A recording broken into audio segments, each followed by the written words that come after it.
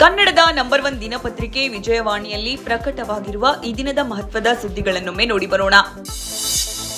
ರಾಜ್ಯ ಸರ್ಕಾರದ ಮಹತ್ವಾಕಾಂಕ್ಷೆಯ ಪಂಚ ಗ್ಯಾರಂಟಿ ಯೋಜನೆಗಳನ್ನು ಅರ್ಹರಿಗೆ ತಲುಪಿಸುವ ಜೊತೆಯಲ್ಲೇ ಪಕ್ಷದ ಕಾರ್ಯಕರ್ತರಿಗೂ ಇದರ ಜವಾಬ್ದಾರಿ ವಹಿಸಿ ಆ ಮೂಲಕ ಪಕ್ಷ ಸಂಘಟಿಸುವ ಮಹತ್ವದ ಘೋಷಣೆ ಮುಖ್ಯಮಂತ್ರಿ ಡಿಕೆ ಶಿವಕುಮಾರ್ ಅವರಿಂದ ಹೊರಬಿದ್ದಿದೆ.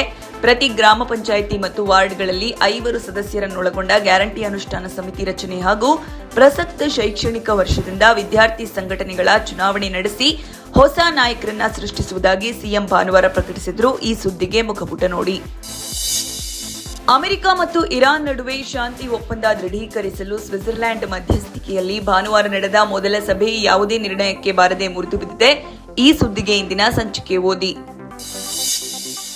ಬಿಗಿ ಭದ್ರತೆ ಕಟ್ಟುನಿಟ್ಟಿನ ಮುನ್ನೆಚ್ಚರಿಕೆ ಕ್ರಮಗಳಿಂದಾಗಿ ಭಾನುವಾರ ದೇಶಾದ್ಯಂತ ಹಾಗೂ ವಿದೇಶಗಳಲ್ಲಿ ನೀಟ್ ಯುಜಿ ಮರುಪರೀಕ್ಷೆ ಸುಗಮವಾಗಿ ನಡೆಯಿತು. ಮೇ 3ರಂದು ನಡೆದಿದ್ದ ಪರೀಕ್ಷೆಯ ಪ್ರಶ್ನೆ ಪತ್ರಿಕೆ ಸೋರಿಕೆ ಕಾರಣಕ್ಕೆ ರಾಷ್ಟ್ರೀಯ ಪರೀಕ್ಷಾ ಸಂಸ್ಥೆ ಮರುಪರೀಕ್ಷೆ ನಿಗದಿಪಡಿಸಿತ್ತು.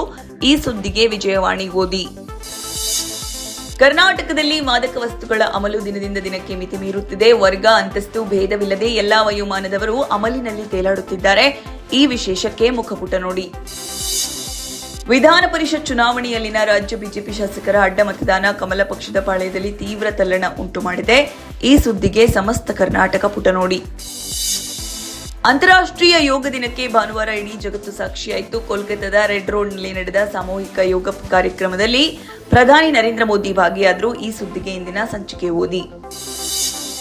ಅಮೆರಿಕ ಅಧ್ಯಕ್ಷ ಡೊನಾಲ್ಡ್ ಟ್ರಂಪ್ ಶುಕ್ರವಾರ ಹೊಸ ಏರ್ಪೋರ್ಟ್ 1 ವಿಮಾನವನ್ನು ಪ್ರದರ್ಶಿಸಿದ್ರು. ಈ ಸುದ್ದಿಗೆ ಚಿಂತನ ಪುಟ ನೋಡಿ. ತಿರುವಳ್ಳೂರು ಜಿಲ್ಲೆಯ ಪೆರಿಯಾಪಾಳ್ಯಂ ಎಂಬಲ್ಲಿ ಸೀಡು ಘಟಕದಲ್ಲಿ ಅಮೋನಿಯಾ ಅನಿಲ ಸೋರಿಕೆಯಾಗಿ 2 ಮಹಿಳಾ ಕಾರ್ಮಿಕರು ಸಾವನ್ನಪ್ಪಿರುವ ದುರಂತ ಭಾನುವಾರ ಸಂಭವಿಸಿದೆ. ಈ ಸುದ್ದಿಗೆ ದೇಶ ವಿದೇಶ ಪುಟ ನೋಡಿ. ಜಾಗತಿಕ ಆರ್ಥಿಕ ಅನಿಶ್ಚಿತತೆಗಳ ಹೊರತಾಗಿಯೂ ಪ್ರಸಕ್ತ ವರ್ಷದ ಏಪ್ರಿಲ್ 1ರಿಂದ ಜೂನ್ 14ರವರೆಗಿನ ಅವಧಿಯಲ್ಲಿ ದೇಶದ ಸರಕು ರಫ್ತು ಶೇಕಡ 15ರಷ್ಟು ವೃದ್ಧಿಯಾಗಿದೆ. ಈ ಸುದ್ದಿಗೆ ಮನಿಮಾತು ನೋಡಿ.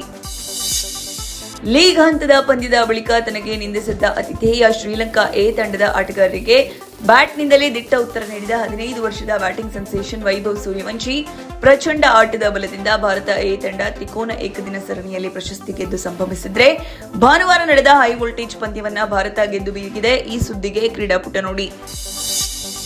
ಎಲ್ಲವೂ ಅಂದುಕೊಂಡಂತಾಗಿದ್ರೆ ಇಷ್ಟೊತ್ತಿಗೆ ಯಶ್ ನಟನೆಯ pan world cinema Toxic a fairy tale for grown ups release ಆಗಬೇಕಿತ್ತು. ಕೆಲ ಕಾರಣಗಳಿಂದ ಚಿತ್ರತಂಡ 2 ಬಾರಿ ರಿಲೀಸ್ ಡೇಟ್ ಮುಂದೂಡಿತ್ತು. ಇದೀಗ ಅಂತಿಮವಾಗಿ ಟಾಕ್ಸಿಕ್ ಚಿತ್ರತಂಡವು ಭಾನುವಾರದ ಫಾದರ್ಸ್ ಡೇ ಎಂದು ಸಿನಿಮಾ ಬಿಡುಗಡೆ ದಿನಾಂಕವನ್ನು ಘೋಷಿಸಿದೆ. ಅದರಂತೆ ಆಗಸ್ಟ್ 26ಕ್ಕೆ ಟಾಕ್ಸಿಕ್ ವಿಶ್ವಾದ್ಯಂತ ತೆರೆಗೆ ಬರಲಿದೆ. ಈ ಸುದ್ದಿಗೆ ಉಲ್ಲಾಸ. ನಮಸ್ತೆ ಬೆಂಗಳೂರು ನೋಡಿ. ಇವಿಷ್ಟೇ ಅಲ್ಲ, ಮುಂಜಾನೆ ಮಾತು, ಅಂತರಂಗ, ಭವಿಷ್ಯ, ಮನೋವಿಕಾಸದ ಕಾಲಂಗಳು, ಕ್ರೀಡೆ, ಸಿನಿಮಾ, ದೇಶ ವಿದೇಶಗಳ ಭರಪೂರ ಸುದ್ದಿಗಳ ವಿಶೇಷಗಳಿಗಾಗಿ ವಿಜಯವಾಣಿ ಓದಿ.